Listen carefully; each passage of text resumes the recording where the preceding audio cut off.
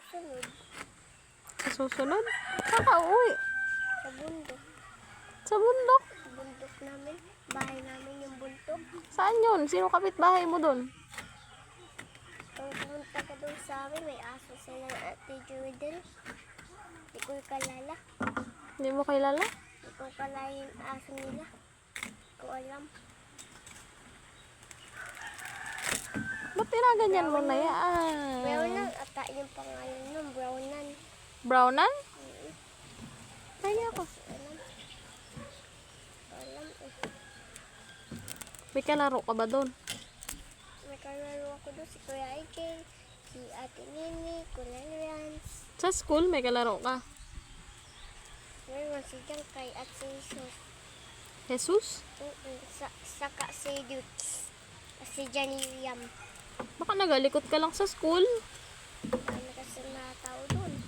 Madaming tao?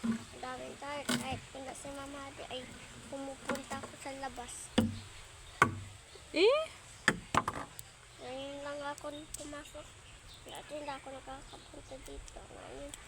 Dati ay madumi-dumi itong bahay na to. Yung sa taas, madumi.